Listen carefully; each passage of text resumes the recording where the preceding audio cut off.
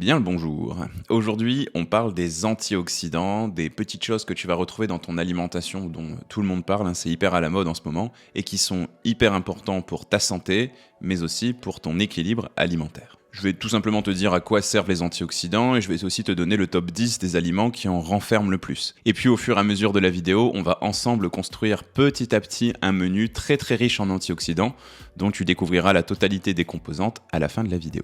Et on commence tout de suite. Alors, bien évidemment, pour commencer, qu'est-ce que ça veut dire ? C'est quoi un antioxydant? Je pense que tu as déjà entendu parler de ça au moins une fois ou deux dans les médias ou autour de toi. Il faut que tu te dises que dans le monde du vivant, dans le monde naturel, il y a certaines réactions complètement naturelles qui vont se produire pour avoir différents objectifs. Transformer, créer de l'énergie, réparer, permettre à des choses de grandir, etc., etc. Je peux te citer des choses par exemple comme la combustion qui va produire de la chaleur, comme le fait d'hydrater quelque chose avec de l'eau, tu vois, tous ces mots-là un petit peu techniques que tu as déjà entendus.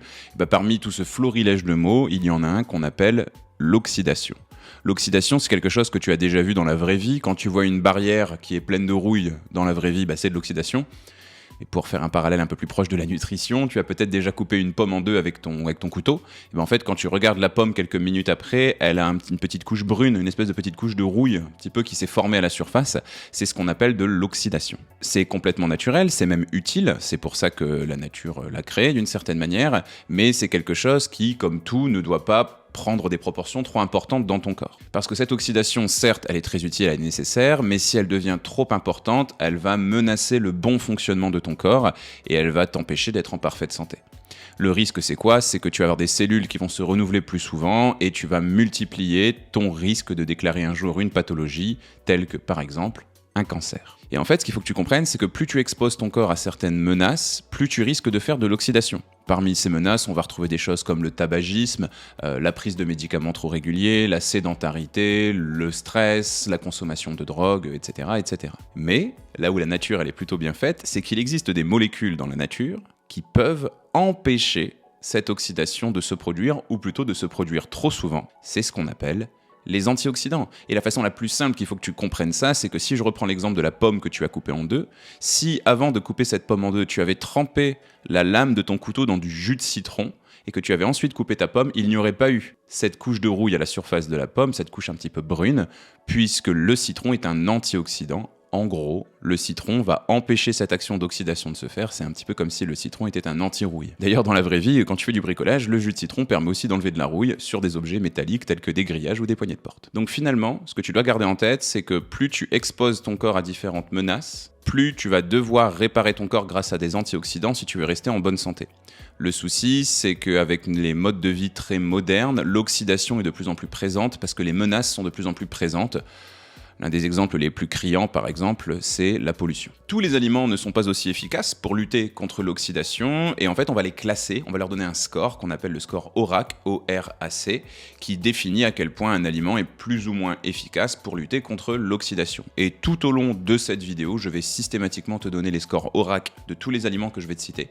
Attention, le but pour manger sainement, ce n'est pas de faire la course aux aliments les plus riches en antioxydants. Le secret, c'est toujours la diversité. Et il ne faut surtout pas que tu oublies qu'il n'y a pas que l'oxydation qui est importante dans ton corps. Tu dois aussi t'hydrater, tu dois manger des protéines, etc. Donc ton but, c'est toujours de garder en tête de consommer souvent les aliments que je vais te citer. Mais ça ne doit pas non plus être une obstination pour toi. Premier aliment que je vais te citer pour lutter contre l'oxydation, ce sont toutes les baies. Tu sais, les fruits rouges, là, les fruits violets, les groseilles, les mûres, les myrtilles, les framboises, les fraises, etc., etc. Et les champions des antioxydants dans la famille des baies, ce sont les baies de couleur violette, telles que la mûre. La mûre, elle a un score ORAC de 4000 et c'est quelque chose d'assez intéressant parce que la mûre contient un pigment assez rare dans ton assiette qu'on appelle les anthocyanes. Les anthocyanes, c'est un pigment de couleur violet et si tu regardes un petit peu autour de toi, tu te rendras vite compte que les aliments de couleur bleue ou violet, ce sont les plus rares dans la nature. C'est quelque chose de très intéressant et toi-même, tu peux optimiser un petit peu cette chose quand tu fais ta sélection de baies. Dis-toi que plus une baie est de couleur foncée, plus elle est riche en anthocyanes et donc plus elle est riche en antioxydants. À côté de ça, les baies, elles contiennent aussi quelque chose qu'on appelle de l'acide élagique, qui, encore une fois, est quelque chose qui est très fort d'un point de vue antioxydant, puisqu'il appartient à la famille des polyphénols. Les polyphénols sont des antioxydants qui fonctionnent particulièrement bien pour réparer ton corps, mais particulièrement ta peau, et particulièrement ta peau vis-à-vis d'une menace un petit peu particulière, les rayons du soleil qu'on appelle les rayons UV. Les baies contiennent aussi un acide qu'on appelle de l'acide gallique, qui lui aussi fait partie de la famille des polyphénols. Ça fait beaucoup de mots compliqués tout ça, mais dis-toi que l'acide gallique, c'est quelque chose qui va encore une fois réparer ton corps vis-à-vis de certaines menaces, et là on s'attaque surtout aux phanères, c'est-à-dire les ongles et les cheveux. C'est d'ailleurs un composé qui est très utilisé dans beaucoup de produits cosmétiques. Donc les baies, les fruits rouges, c'est très cool, et concrètement, dans notre petit menu qu'on va construire petit à petit, j'ai décidé d'en faire la source de fibres du petit déjeuner, c'est-à-dire de mettre ce fruit le matin au petit-déj. Deuxième aliment très riche en antioxydants, ce sont tous les fruits à coque, tous les fruits oléagineux qui vont avoir un score ORAC d'à peu près 1400. Ici, on rassemble des aliments que tu connais bien, les noix, les noisettes, les noix de macadamia, etc. Et dans toute cette famille, le plus intéressant, c'est de loin la noix de Grenoble, la vraie noix française à la grosse noix. D'ailleurs, tu as peut-être un voisin qui a un noyer, ou un grand-parent, ou quelqu'un que tu connais, qui peut te fournir des noix. N'hésite pas, c'est le plus intéressant de tous les fruits à coque, parce que c'est le plus riche en oméga 3, le moins riche en oméga 6, et c'est exactement ce qui nous intéresse ici. Les fruits à coque sont très intéressants parce qu'ils contiennent du gras, mais du bon, ne t'inquiète pas, et des fibres. Mais pas que. Ils contiennent une molécule au nom un peu barbare qu'on appelle le camphéol, et ce camphéol, il est connu pour avoir un potentiel antioxydant très efficace. Et lui, il est surtout pointé du doigt dans les études scientifiques pour pouvoir protéger ta santé cardiaque. Les fruits à coque contiennent aussi une molécule qu'on appelle le sélénium, qui est une molécule qu'on s'est mis à consommer de façon vraiment colossale en complément alimentaire depuis la crise du Covid, puisque c'est quelque chose qui est connu pour réparer le corps et rentrer dans le bon fonctionnement de ton système immunitaire. Ce sélénium, il est très utile pour lutter contre l'oxydation, puisqu'il va permettre de fabriquer quelque chose qu'on appelle du glutathion, et ce glutathion est quelque chose qui va réparer ton corps contre cette fameuse oxydation dont on parle depuis le début. C'est quelque chose qui est connu pour faire des effets partout sur le corps et qui est particulièrement efficace pour réparer les dégâts occasionnés par le stress. Donc si tu es quelqu'un de très stressé au quotidien, n'hésite pas à souvent manger des fruits à coque. En ce qui concerne le menu qu'on va composer ensemble, j'ai décidé de mettre des fruits à coque en guise de source de bons gras au petit déjeuner, mais aussi à la collation. Troisième aliment que je vais te citer, et lui je crois que je le cite dans quasiment tous les top 3, top 7, top 10 d'aliments que je te fais, alors que c'est un aliment qu'on t'interdit souvent si tu veux perdre du poids, le chocolat noir. Le chocolat noir, il a un indice ORAC d'à peu près 21 000, donc tu vois que c'est quelque chose de très intéressant si tu compares un petit peu aux autres, même si je suis bien conscient que tous ces chiffres que je te balance niveau ORAC, ils sont peut-être un petit peu flous pour toi, mais au moins t'as l'info. Il va être très intéressant parce que le cacao est une excellente source de magnésium, et en fait ce magnésium n'est pas un antioxydant parce qu'il ne répare pas les dégâts de l'oxydation, mais il va t'empêcher de stresser, il va apaiser un petit peu ton stress. Donc même s'il joue pas ce rôle d'antioxydant, il va quand même empêcher le stress de faire des dégâts. Il agit un peu en prévention plutôt qu'en réparation d'une certaine manière. En plus de ça, le cacao contient des molécules qu'on appelle des catéchines qui rentrent dans la famille des flavonoïdes, qui sont des antioxydants. Phrase très compliquée avec plein de mots à rallonge, mais en fait ce qu'il faut que tu comprennes, c'est que ces molécules sont connues pour réparer ton corps de l'oxydation et des différentes menaces, encore une fois. Sauf que cette fois le protocole il est un petit peu différent puisque ces molécules vont empêcher ton corps de faire de l'inflammation, et ça c'est encore une fois très intéressant pour ta santé. Si tu veux en savoir plus sur l'alimentation anti-inflammatoire, je te rappelle que j'ai fait une vidéo sur le sujet. En fait ce qu'il faut que tu retiennes ici concernant le chocolat, c'est de le prendre le plus noir possible, même si on va considérer qu'à partir de 70% on parle de chocolat noir. Tu peux prendre des chocolats un petit peu améliorés avec des feuilles de menthe ou des choses comme ça, mais fais très attention à ce qu'ils n'aient pas rajouté des quantités de sucre phénoménales à l'intérieur, puisque l'une des molécules les plus puissantes en ce qui concerne l'oxydation, pour le coup, c'est le sucre. Et ici, le but, c'est de faire de l'anti-oxydation. Donc attention un petit peu à ça. Moi, ce que je te conseille vraiment, c'est d'écouter quand même tes goûts. Le cacao et le chocolat est quand même un aliment qui est quand même connoté un petit peu au plaisir. Donc le but, c'est pas que tu ailles trop à reculons parce qu'il est trop amer non plus. Moi, ce que je vais te conseiller, c'est de manger à peu près 2 carrés de chocolat noir par jour. Et dans le menu qu'on est en train de construire dans cette vidéo, j'ai décidé de les mettre à la collation en guise de source de petits plaisirs.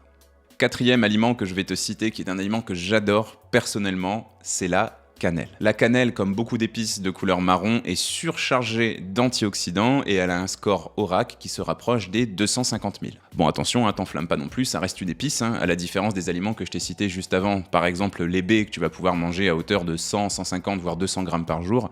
La cannelle, on parle de quelques grammes au maximum dans une journée. Alors rassure-toi, on va pas tous les citer ici, mais il faut que tu saches que la cannelle, elle renforme plus de 80 composés avec des noms tous aussi barbares les uns que les autres, c'est pour ça qu'on les cite pas, qui ont des propriétés très importantes vis-à-vis de l'oxydation. Globalement, la cannelle, elle va être très utile parce qu'elle va permettre à ton corps de mieux utiliser le sucre que tu as potentiellement consommé au travers de ton alimentation.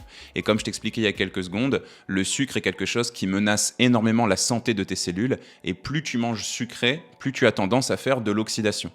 Mais la cannelle, elle va un petit peu estomper ce genre de choses, elle va un petit peu limiter les dégâts en faisant en sorte que ton organisme sache quoi faire de ce sucre et évite d'être abîmé par lui. L'une de ces molécules, c'est la quinamaldéhyde, t'es pas obligé de retenir ce nom-là encore une fois, et c'est elle qui donne ce goût vraiment très très particulier, très épicé, très fort de la cannelle.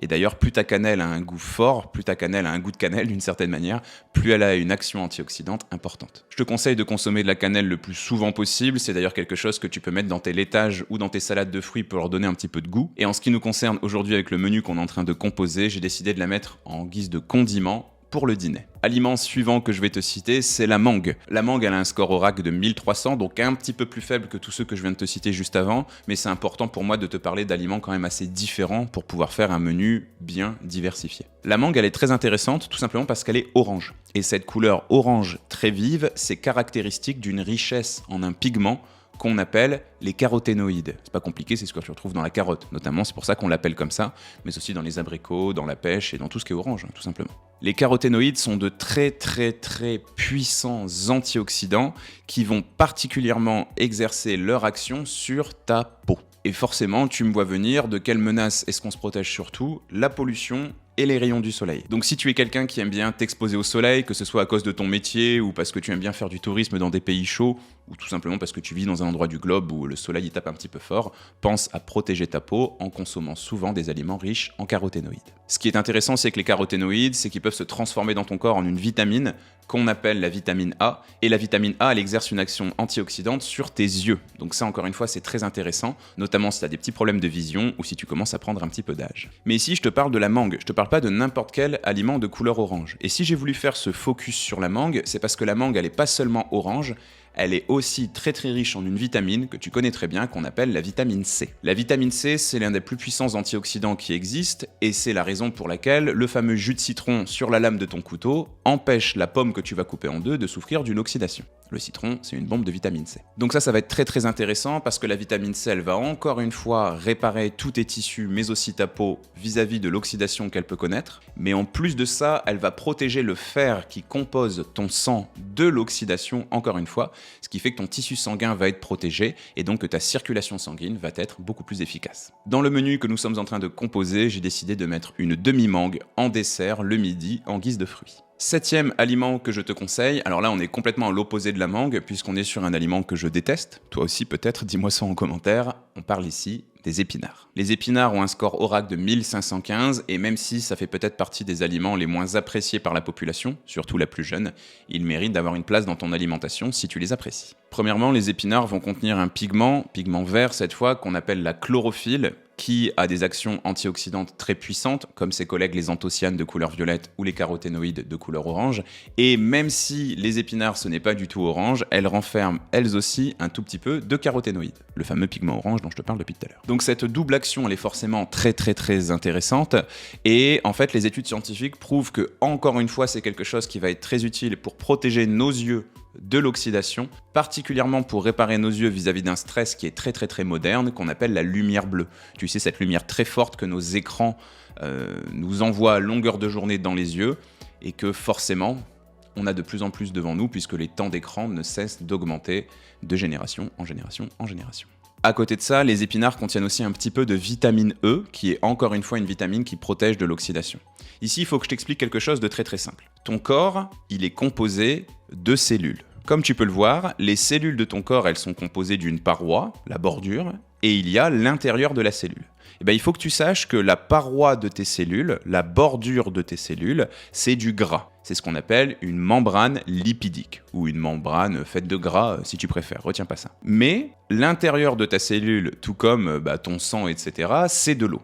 Et il faut que tu saches qu'il y a certaines molécules qui se mélangent dans l'huile, ou dans le gras si tu préfères, et d'autres molécules qui se mélangent dans l'eau. On appelle ça des molécules lipophiles ou hydrophiles. T'as déjà mélangé peut-être de l'huile et de l'eau dans un verre, t'as bien vu que ça se mélangeait pas du tout. Et en fait, pour que ton action antioxydante se passe vraiment bien, c'est important que tu aies des antioxydants qui exercent leur action dans le milieu aqueux, dans l'eau, et d'autres dans le gras. Et en fait, ce qui va être intéressant ici avec les épinards, c'est que cette vitamine E, elle se mélange au gras.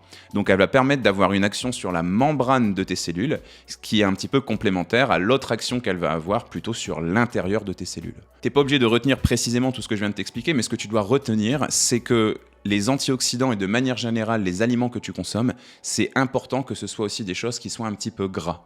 Ça fait des années qu'on fait la guerre au gras, qu'il y a des conneries comme les aliments taille fine ou le 0% qui sont arrivés dans nos magasins. C'est pas utile du tout. C'est important que tu consommes du gras, mais du bon gras, notamment pour réparer la paroi de tes cellules, comme je viens de te l'expliquer. Si tu le peux, essaye de consommer des épinards crus, notamment en salade une fois de temps en temps, mais ici pour notre menu, je les ai mis cuits en guise de légumes sur le repas du midi. 8e aliment que je vais te citer, c'est la menthe. La menthe qui a un score ORAC qui dépasse les 160 000. Encore une fois, ne t'enflamme pas, c'est un petit peu ce que je t'expliquais avec la cannelle il y a quelques secondes. Tu vas pas manger 100, 150, 200, 300 grammes de menthe dans la journée. Sinon, tes intestins vont pas aimer ça du tout, crois-moi. La menthe, c'est l'une des championnes en guise de teneur en chlorophylle. C'est d'un vert très très très intense. Et la chlorophylle, c'est ce fameux pigment vert qui va donner sa couleur aux feuilles de menthe. Cette chlorophylle, elle est très intéressante parce qu'elle va exercer une action un petit peu préventive, un petit peu comme le magnésium du cacao dont je te parlais il y a quelques secondes, puisqu'elle va permettre à ton corps d'éliminer beaucoup plus facilement et rapidement les toxines qu'il contient. Et donc forcément, moins de toxines dans ton corps, c'est moins de menaces et c'est donc moins de cellules qui sont oxydées. Et la menthe, elle contient aussi quelque chose dont j'aime particulièrement le goût, c'est de l'acide rosmarinique, c'est ce qui donne le goût au romarin, que j'aime tellement mettre dans mes gin tonic. Et en fait, cet acide rosmarinique, il est, encore une fois, très efficace dans l'action antioxydante. Lui, il va jouer son rôle à un endroit un peu plus précis de ton corps, puisqu'il va carrément rentrer dans le cœur de tes cellules et empêcher tes brins d'ADN d'être oxydés. Et cette action, il l'exerce principalement dans ton système digestif, particulièrement tes intestins et ton côlon. Donc encore une fois, une action antioxydante différente de toutes celles que je t'ai citées, donc complémentaire à tout le reste. Et dans notre menu, j'ai décidé de mettre un petit peu de menthe en guise de condiment au sein de notre collation. 8e aliment que je vais te citer aujourd'hui, c'est l'ail. Écoute, c'est pas compliqué, je pense que si tu aimes ça et si tu arrives à bien le digérer, il faut que tu manges de l'ail le plus souvent possible. C'est ce que j'appelle un aliment miraculeux, c'est antioxydant, c'est antiseptique, c'est anti-inflammatoire, bref, c'est génial pour prendre soin de ta santé. L'ail, c'est un score ORAC d'à peu près 6000 et ce potentiel antioxydant lui vient d'une molécule qu'elle contient qu'on appelle l'allicine. C'est ce qui donne ce goût très particulier. Cette allicine, elle va permettre de fabriquer quelque chose qu'on appelle de la cystéine et cette cystéine, elle permet de fabriquer quelque chose qu'on appelle du glutathion. Encore une fois, 3 mots compliqués. Ce qu'il faut que tu retiennes, c'est que le glutathion, je t'en ai déjà parlé un petit peu plus tôt dans la vidéo, il va tout simplement aller détruire l'oxydation dans ton corps. En plus de ça, l'ail, ça renferme ce qu'on appelle des composés soufrés, sulfurés, c'est ce qui donne cette odeur aussi particulière à l'ail. Et ça, c'est quelque chose qui est très très très utile pour aller protéger ton corps de différentes menaces. D'ailleurs, il y a beaucoup de pays, particulièrement en Europe de l'Est, où on conseille aux personnes de manger un maximum d'ail. Il y a aussi des îles grecques où l'on pense que la longévité un petit peu spécifique des habitants vient de leur surconsommation d'ail. Si tu veux en savoir plus, je t'invite très très vivement à aller voir une vidéo qui s'appelle L'île où les habitants refusent de mourir, dont je t'avais déjà parlé par le passé. Donc l'ail, c'est le plus souvent possible dans ton alimentation, mais dans le menu que nous sommes en train de composer, j'ai décidé d'en faire le condiment du midi. 9e et avant-dernier aliment dont je voulais te parler aujourd'hui, c'est le thé vert. Le thé vert, il a un score ORAC d'un peu plus de 1250 et s'il a un potentiel antioxydant, c'est qu'il contient des molécules qu'on appelle des catéchines. Ces catéchines, comme beaucoup d'antioxydants, elles sont très intéressantes parce qu'elles vont aller réparer tes cellules. Là, il n'y a pas vraiment d'action précise à un endroit de ton corps, ça va exercer un petit peu son action à peu près partout.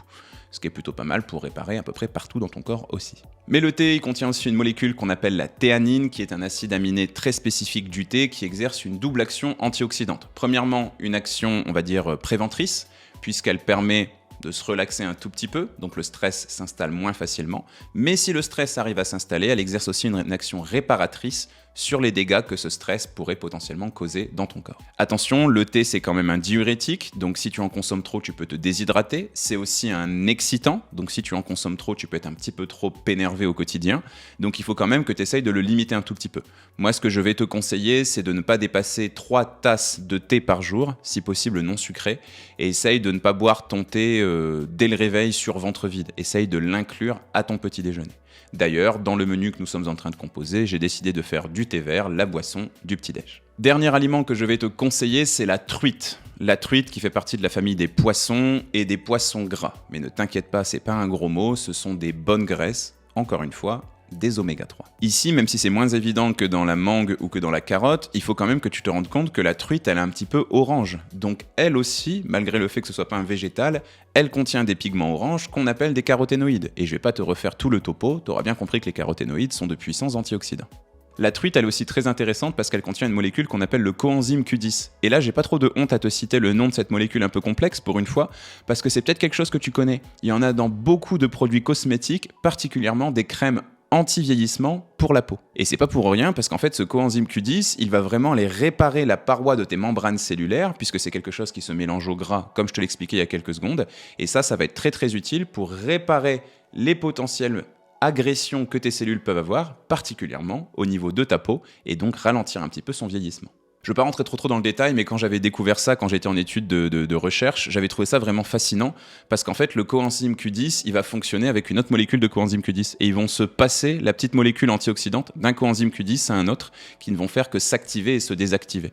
Je trouve ça vraiment assez dingue que notre corps soit capable de faire ce genre de système de réparation, un peu comme si une société s'était organisée pour réparer, je sais pas, quelque chose qu'on pourrait avoir dans la rue, dans notre maison, quelque chose comme ça. Le corps est vraiment très très très bien fait, non ? En ce qui concerne le menu qu'on est en train de composer, j'ai décidé de mettre de la truite en guise de protéines sur le repas du midi. Et donc nous arrivons au moment où je te révèle le menu complet de la journée. Donc j'ai inclus les 10 aliments dont je t'avais parlé, et puis j'ai complété à droite à gauche avec d'autres aliments qui sont intéressants. Tu vois, par exemple, j'ai mis des carottes râpées alors que j'en ai pas parlé, mais tu auras bien compris que c'est riche en caroténoïdes, donc un puissant antioxydant. Et on se retrouve donc avec ce menu. Je te précise que quand je parle d'alimentation équilibrée, moi je fais pas en sorte que ça ne réponde qu'à un seul besoin. Donc là en fait c'est pas un menu qui est uniquement riche en antioxydants, c'est aussi un menu qui est équilibré. Donc si tu veux manger équilibré et éventuellement perdre du poids, sache que ce menu peut complètement faire le travail. D'ailleurs, si tu veux aller un peu plus loin et apprendre à manger équilibré et perdre du poids une bonne fois pour toutes, on se réconcilie avec son corps une bonne fois pour toutes et on arrête les régimes, sache que j'ai lancé le Nutriscope.fr, qui est une plateforme sur laquelle tu peux retrouver des programmes pour perdre du poids et apprendre à manger équilibré à ton rythme. Il y a des programmes pour les hommes, pour les femmes ménopausées, et chaque programme est accompagné de tout un tas d'outils, tels que 130 fiches recettes, plus de 300 jours de menus équilibrés, etc., etc. Va jeter un petit coup d'œil, je suis sûr que ça peut t'intéresser. Si cette vidéo t'a plu, je t'invite à me laisser un like et à me le dire en commentaire. N'hésite pas non plus à t'abonner à la chaîne si c'est pas encore fait. Moi je te retrouve ici 2 fois par semaine et tous les jours sur tous mes autres réseaux sociaux. Salut!